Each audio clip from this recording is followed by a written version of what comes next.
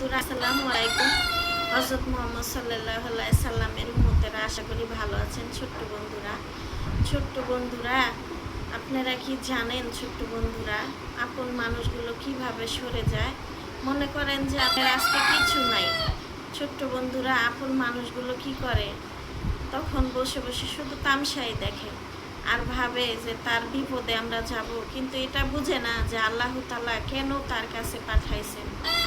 আপনার সামর্থ্য আছে দেখেই একজন আপনার কাছে গেছে, খালি হাতে তাকে ফিরায় দিবেন না ছোট্ট বন্ধুরা। আপনি যাই থাকুক না বলবেন না, মানে কিছু দেওয়ার তাকে চেষ্টা করবেন। হয়তো আজকে না দিতে পারে, কালকে ঠিকই সে দিতে পারবে, কিন্তু একবারে না বলবেন না ছোট্ট বন্ধুরা।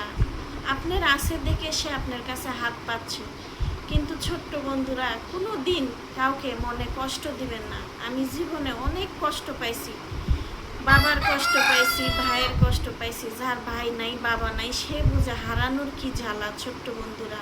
আর ছোটোবেলার থেকেই দেখে এসেছি আমার মাকে। আমার মা কারো বাড়িতে আমাদের যাইতে দেয় নাই, কি আমার মা কোনো দিন কারো কাছে হাতও পাতে নাই। আল্লাহর রহমতে আল্লাহর মনে করেন যে আল্লাহর মায়া আছে, এই জন্য আমার মাকে আল্লাহ ভালোবাসে। ছোট্ট বন্ধুরা, হয়তো এই দুনিয়াতে আমরা কিছু পাবো না, হয়তো কষ্ট করেই যাচ্ছি, কিন্তু ওই দুনিয়াতে সুন্দর একটা রাজবাসা পাইয়ে যাবেন যদি এই দুনিয়াতে কষ্ট করেন ছোট্ট বন্ধুরা।